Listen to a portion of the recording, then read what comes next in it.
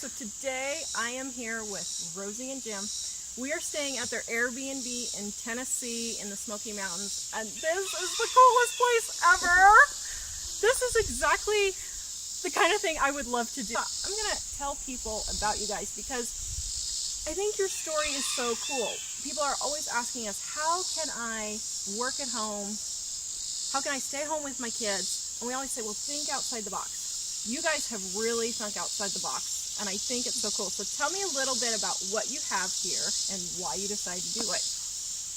How many acres do you have? Let's start with that. 3 acres. Okay, and you're in East Tennessee. Yes. And how long have you lived here?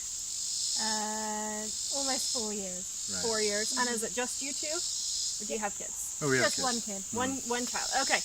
And then I hear chickens. Are those yours? Yes. Yeah. Only chickens? Chickens, 1 dog, and 1 cat. Okay. No goats or cows? Nothing? No. Not yet. Not yet? Probably not cows. Not cows. It's a little hard, isn't Yeah. it? So how many acres do you have here?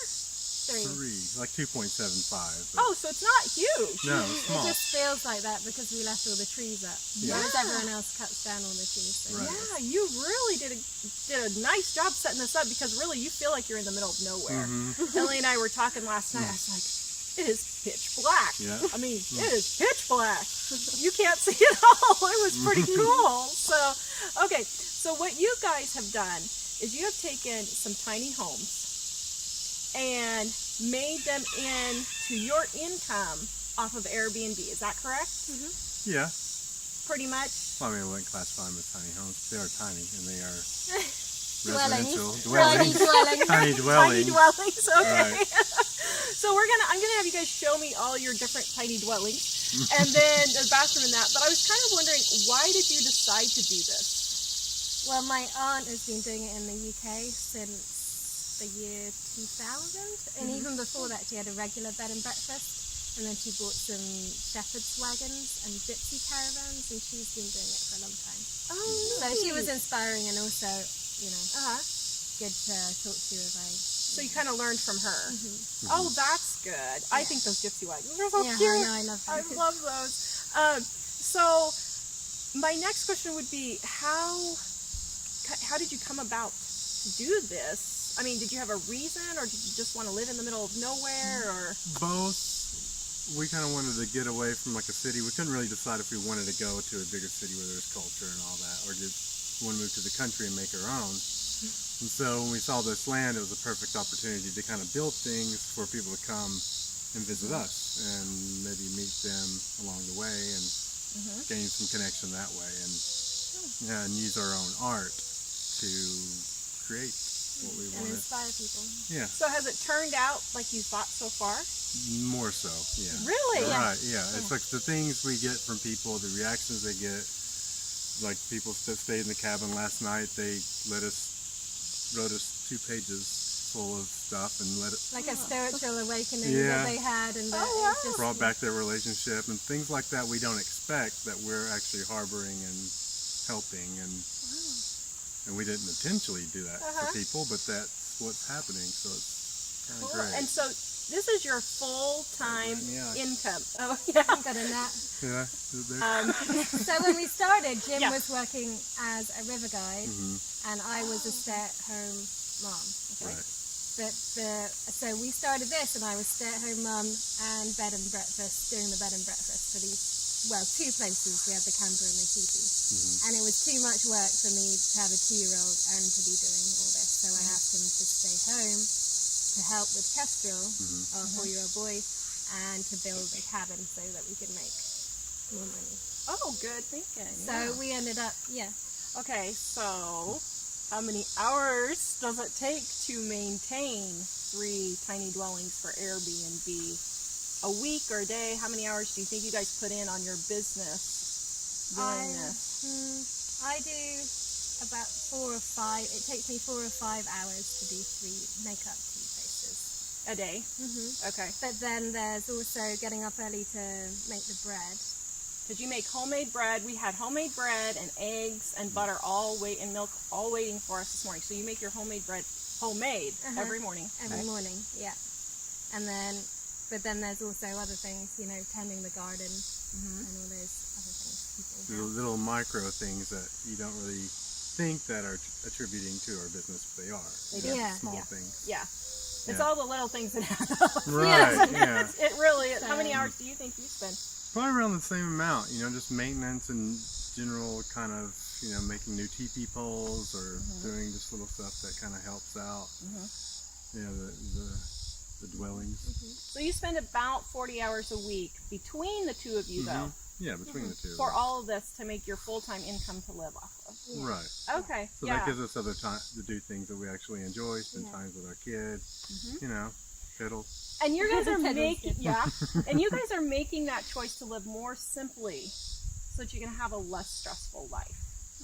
That's what we keep trying to get through to people is they're working 2 jobs, they're putting their kids in daycare, they are stressed out. They're spending in Colorado, it's up to $1,200 a month just for daycare for one kid. Yeah. It's crazy. month. You're killing yourself a month. Yeah. You're killing yourself. And that doesn't include in Colorado, you have to drive everywhere. I know you guys because you're further out, but you really have to drive to get to everywhere. And people probably spend a good 2 hours a day, if not 3, driving to work and that kind of thing. Right. They're never home. So this way you guys are home. Between the two of you, you're not working really a part-time job each, which is really doable. Yeah. So I just think that's so cool. So, okay, I'm going to have you guys take me around a little bit and show me each of the little dwellings, the tiny dwellings, and show me your bathroom facilities also, because those are pretty cool. Because we always get asked about composting toilets, and you guys actually have one, and it does not smell. No, it doesn't. No, I was very impressed. It does not. So, okay, let's go check out the dwellings. Okay, so you said this is actually your last dwelling that you put up, correct? So this is your little tiny house, and it's so cute. And did you build this all yourself? I did. It took me a year and a half. I had help with her brother and a friend of mine to do the ridge beam. But other than that, I did it all myself. Cool. Pulley systems. So, do you know how much it costs to build a little house like this? I would say that because of my situation, it cost probably around $5 to $7 grand. Oh, that's not bad at all. No. Okay, yeah, But- That's not bad. material. That's materials. But you did all the work. I did all the work. Yeah, because we have a lot of people. A lot of times they'll say, "Well, I want to build it myself," but how much is it going to actually cost to do that? Right. So, okay, all right, let's take a tour inside.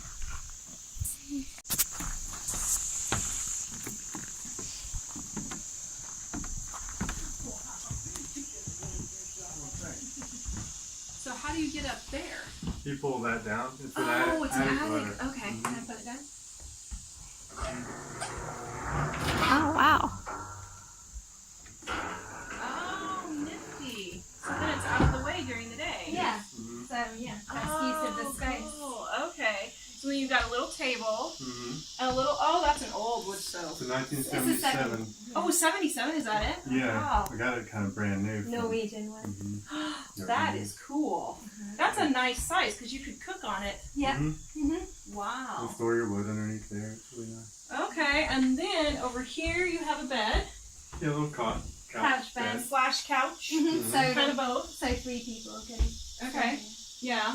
And then over here we have a little sink. Rainwater comes out the tap, so that's just good for dishes, really. And then drinking water and more drinking water Stored underneath here. below, yeah. And then you have a little propane stove. So pretty much everything you need. Because Ellie here has been thinking about getting a tiny house for herself. And she's kind of like, should I do this? Should I not? And this is really a good little So this is just house. 12 by 12. 12 by 12, yeah. 12 by 12. And then the loft. So Okay, go ahead. it has this little solar panel, and it feeds these LED lights inside that are, what do you call them, pendant? Pendant lights. So we have 3 of them. We have one over the couch here, one up in the loft, and one over the sink. And what's this called, Jim? The inverter? Yeah, that's the battery and the inverter and everything in here, the power storage, and it's just enough for these So they have lights. 3 settings, and they're really bright. Oh, I put wow. yellow stockings over these ones because it was a bit bright white light, Yeah. but that one's a white light. But, Okay. Oh, and look at your door. I didn't see your door. How cute. Is that the headboard for upstairs? Yeah, because when we built it, we just made a 6-foot loft. Uh-huh. And we were like, oh, actually, a lot of our guests are like 6'3", so we had to like extend it. You see, That's smart. Oh, and it's so decorative too. Wow. Okay. All right. Oh man. I don't know. I want this little tiny house myself.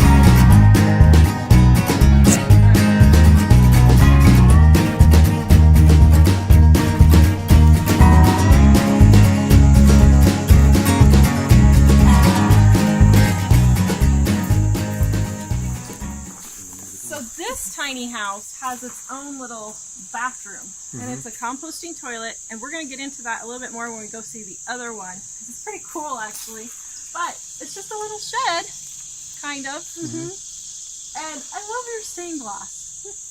that one's from my mum, and that one's from his mum. Oh, really? Yeah. Oh, neat. Oh, that's even cool. Better. Wow, how cool. So here's your system for the water. Yeah. Can you explain it just a little bit? Is that the rainwater comes off the roof into the gutter, and then I got this little gizmo, I think off Amazon or whatever, but it captures the water there in the gutter and sends it to the barrel.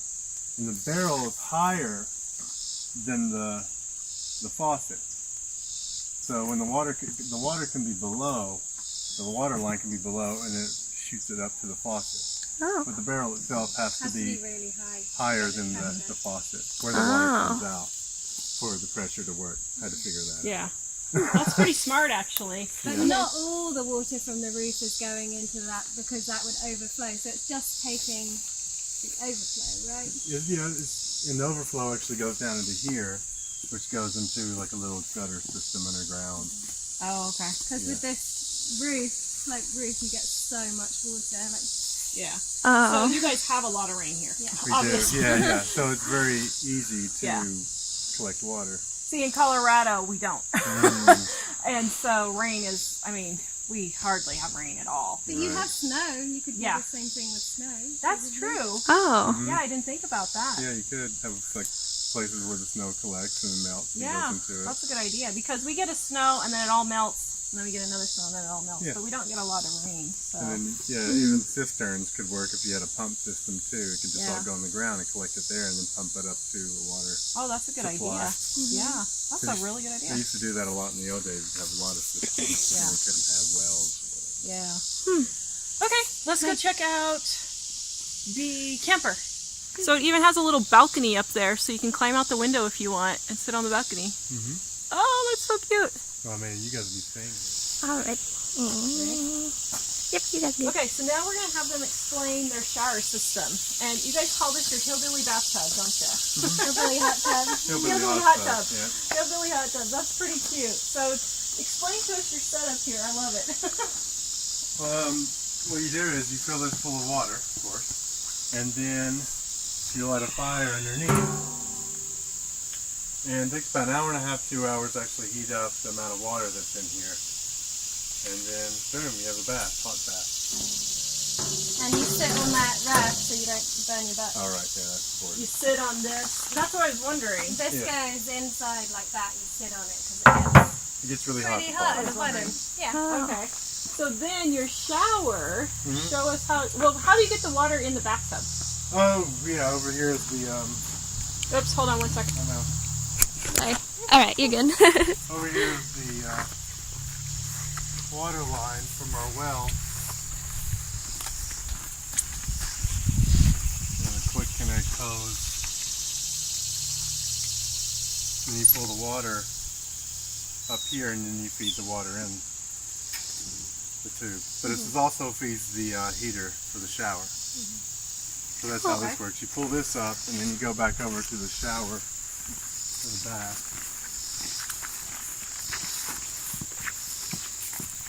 And kind of rig a lever here. And you push that, put it down here.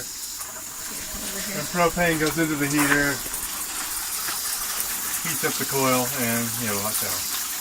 Cool. So when we started off 4 years ago, we used to use rainwater. We tried to gather rainwater into a barrel up there, and we just weren't getting enough. And then we'd fill up the barrel with a hose pipe, and then we ended up just digging a trench from our well so that we could have the rainwater. Save yourself a lot of work. Yeah.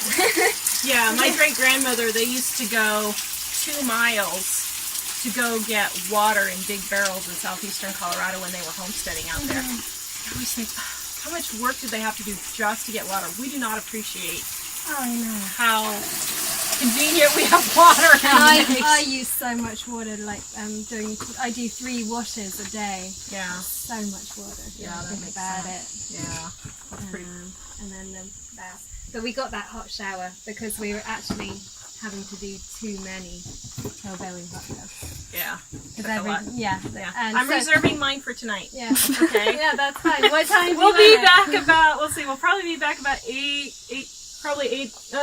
Probably 8 o'clock by the time we have to drive back. Yeah. Yeah, probably. So I gotta try it. It's amazing. Yeah, the couple last night did it. I love clawfoot bathtubs. I had one growing up in our house. And I love clawfoot tubs. That's super cool. Jim took that one from an abandoned house in Newport. Which actually belonged to my great-granddad. Oh, really? The house. Neat. The house did, yeah. Yeah, neat. It was abandoned. Yeah, Spooky abandoned killed house. himself in that house. Oh, man. He did. It was during the Great Depression, and I'm wondering if he did Oh, in no. that tub. No. Wow.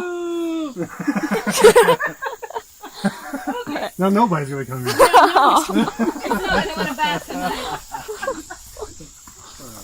Okay. Ellie, go ahead and do a walk-in and show. Have one of you explain how the composting toilet works, okay? Okay. You ready? Okay. So now we're going to show the toilet facilities. How do they say it in England? Was it? They call it the toilet? The loo? Well, Yeah. this is an outhouse, don't we? That's true. So this is the outhouse. So to use this, you do your thing like you normally would, but instead of flushing, you cover it with sawdust. And you can put toilet paper in the bucket. I don't know if I should open it up and show Oh, now you're good. So you can put toilet paper in there. Actually, open it up. It's really not that bad. It's really not. Okay. For people who are wondering. Yeah. And can you smell anything? I can't smell I can't anything. smell anything.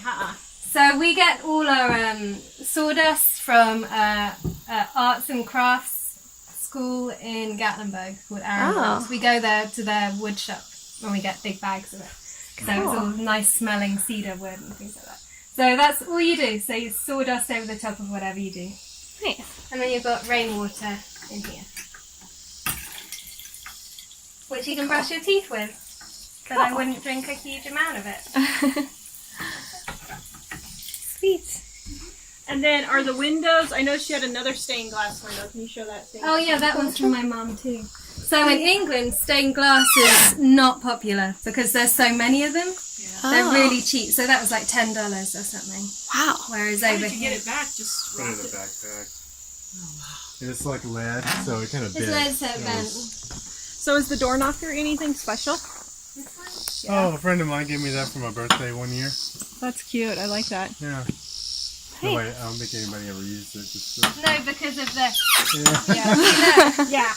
Yeah, that's funny. Cool.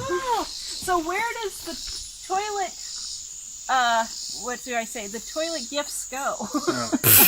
in a composter out there, which is just made out of pallets. So we just tuck it in there, add lime, and turn it with a pitchfork. Wow, And I I can't just smell anything. leave How them far to is do it? It's probably about 25 feet away. Oh, wow, or really? less. Yeah. Oh, I see, right there. Oh, We can cool. walk around to it. How do we Oh, we get go through this way, yeah. Yeah, once we get the guests, make a pilgrimage to the That's funny. compost store.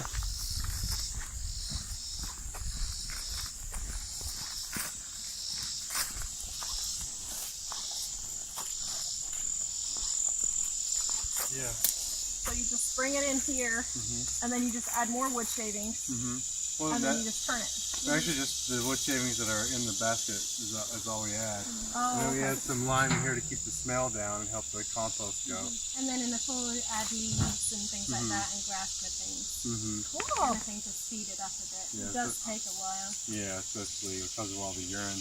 How often? It's the urine that makes it decompose slower. Slower, yeah. Really interesting. So, how many times a day do you have to empty those? I do it just once. Usually Once a day. once a day. That's So it. when people are checked out, I'll clean it out and then get it ready for the next when people come in. Cool. That's pretty nifty. Okay, let's go to the camper. Okay. See what it is here, because we were actually thinking about moving back here or to Pennsylvania, because we're trying to find a cheaper place to live where we can get some land. Oh, right. And but I have chronic fatigue syndrome and fibromyalgia, and the humidity kills me. With the heat and the humidity, it kills me. Yesterday I was like, you know what, I think Tennessee is going to have to be off the list. It is. It really gets me down. It's so hard to get anything done when you're Isn't just it? like, oh. Yeah. You feel like you're wrapped in this blanket. Yeah, It's you hard. do. I don't like it. There you go. That's good. Okay, so this is the tiny dwelling camper. So where did you guys get this camper? Maine? No, Maine. Massachusetts. Upstate New York.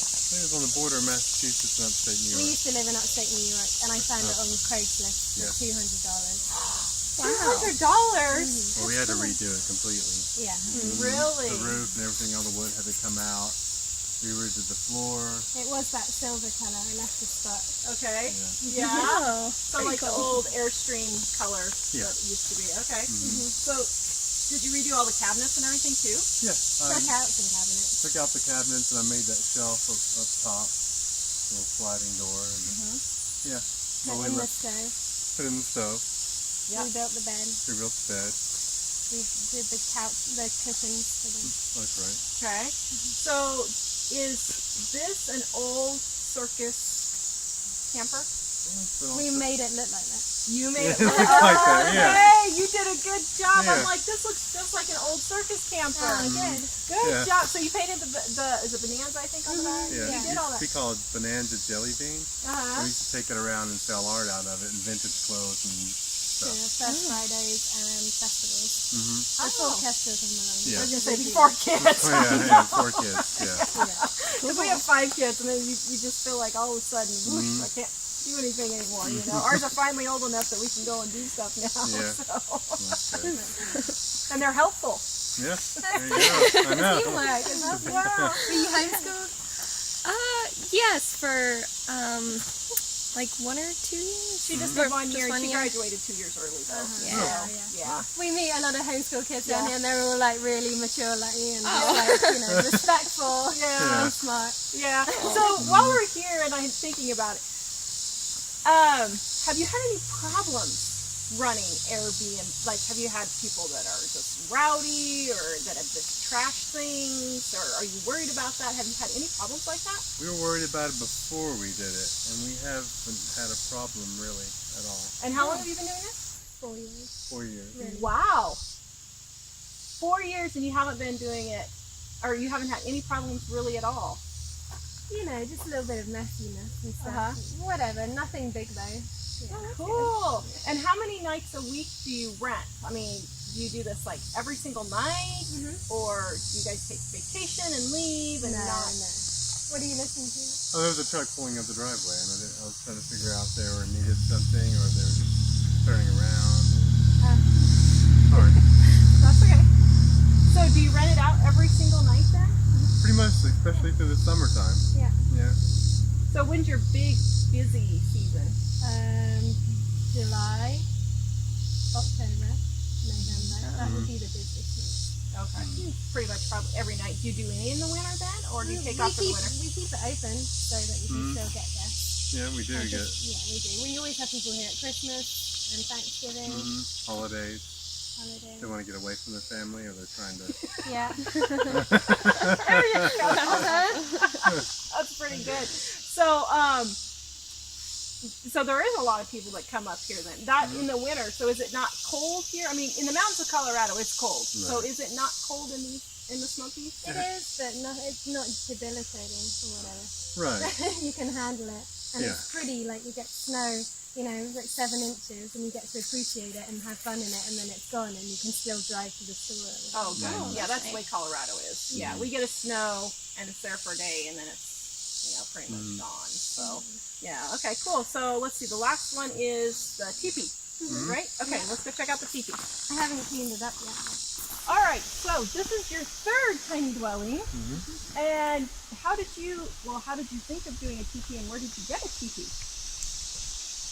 Actually, his mom, Jim's mom, we were Right. talking about starting a glamping business, and she was Right. like, "Oh, you mean like teepees?" And we're like, "Oh, Yeah. yes." I guess so. We looked it up, and there's a company out in Oregon that makes them, Yeah. and so we bought them from them. Nomadic TV makers. Really? And they did the I guess is what they know Dances for. with Dances with Wolves, all the teepees for that movie Oh, a long cool. time ago. Yeah. And Wow. from there on, people have been ordering teepees from them ever since. Yeah. So you just ordered a teepee and decided to put it up. What made you decide to do a teepee? We're just like, I don't know.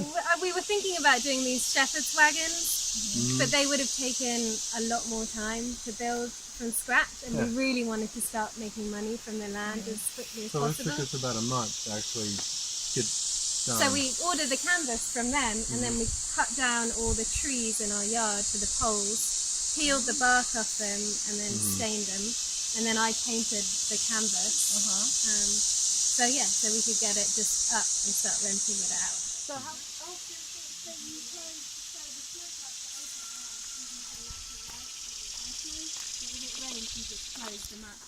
Cool. Okay. Oh, this is so cool. Oh my goodness. Okay. Your focus. Wow. Oh, how cool.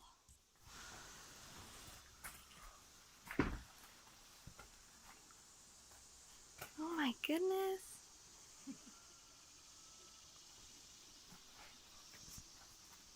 Yeah, that's neat. So the teepee sleeps 3, right? Okay. And then tell us about the hole. So I was asking about the rain coming in.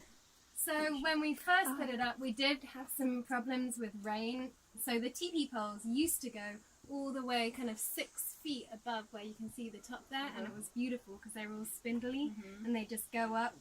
But whenever it rained, it would come down and drip down the poles. Oh. And wherever there was a knot of wood, it would drip directly down. And it was a real headache. So anyway, ended up just climbing up a ladder, putting a ladder against the teepee, and then just chopping them off with a chainsaw and putting a huge golfing umbrella up there. Oh. So it's just a golfing umbrella. Yeah. That's pretty smart. Very cool. I like that. You can buy rain caps from the teepee camp company, but they're like, $80. Oh wow. I'm How like, much was your umbrella? I don't know, I think it's thrift store, $5. Yeah. Nice. No, it's cool. Yeah, see, those are problems that you don't realize when you're setting up something like this. The rain dropping down off the nuts, you know. Yeah. And those are the kinds of things you have to be willing to overcome Yeah. and keep going because, it is going to be frustrating. It's not just all set it up and it's just, No, it's just been 4 years of trial and error, but Good. So how long after you bought your land did you actually make your first money off of it? We moved here November 2013, and then our first booking was in June the following year. Wait, say that again? In November November, to June, so just 6 months. 6 months, yeah. So we had to Wow. build the bathhouse, the outhouse, fix up the camper a little bit, and then put this up. Okay. So do you guys have a mortgage on your land then? We do. Yeah. Okay. So you have a little bit of land out here compared to Colorado. Land out here is really cheap. Right, it is. So you have probably a fairly small mortgage that you can manage with just these 3 dwellings. Yeah. Right. Yeah, it's like $500 a month. Oh wow. Yeah. That is cool. And including your house? Yeah.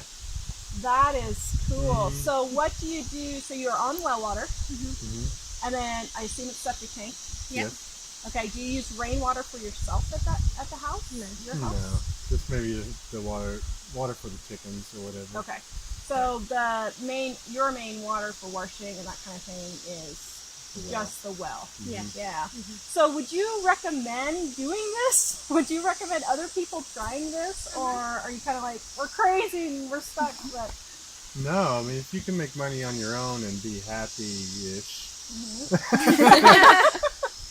and I don't know, it's a good idea. It's just, I think it's doable for anybody to do it if they're of that mindset, if they want to put the work into it, if they want to put, and I hate to say you have to be somewhat of a creative person, because you're always running into obstacles and you're going, what can I do about this, and do I have it laying around somewhere? Yeah, because you don't want to be having to spend money employing people to come out here and fix stuff and build stuff, because then it just wouldn't make sense. And sometimes you just can't get to town to fix it. Right. Like when I lived in the country, you couldn't get to town sometimes. Like it would be 5 o'clock and everything shuts down in town at 5 o'clock. Right. And one time what happened to us is we had a water pipe burst. Right. My husband knew nothing, absolutely nothing about anything how-to. That was like his first how-to project when we were married. Right. He's like, we live in no man's land in Idaho, and we have water spewing everywhere, and we have to figure this out. Yeah, that was the first thing that happened to us, actually. Yeah, our first winter here we had that polar vortex. Yeah. Remember we were everything? away. Yeah, we were away. Yeah. That must be the initiation for people I moving. think so. Plumbing, Plumbing. Oh, plumbing. Baptismal in a way. Exactly, exactly. Well, thank you guys. If you guys want to come stay here at their Airbnb, I put the link in the description below. Check it out. Ellie and I loved it. Oh yeah. Well, I wouldn't say it's quiet, but it's peaceful. But, it's just really cool being able to stay in all these places. We're staying in the camper the first night and then the tiny house the second night. And we just love it. So thank you guys for having us. You're welcome. Thank you. For doing this interview, because I know our viewers are going to love it. Okay. So, thank you. Awesome. So we've had a lot of requests for people to stay at this really super cool Airbnb in East Tennessee. And if you'd like to stay here, in the description below, I have a link to Jim and Rosie's Airbnb, and I also have a link that if you use my affiliate link, you will get $40 off your first Airbnb visit. And just click that link, and when you stay at an Airbnb that's $75 or more, you'll get $45 off. Check it out in the description below and visit us at livingonadime.com. Alright, so Ellie wants to live in a tiny house. Do you think you could live in this little camper as a tiny house? Oh yeah. There's a lot of room here. And there's a lot of places I could store stuff too. There's a lot of unused space in here, really. Honestly, I could probably stuff everything I own under that bed. Because you're Miss Minimalist. You deminimalized and then you deminimalized again. I didn't know you could get any more minimal than you were. Oh, yeah. Okay.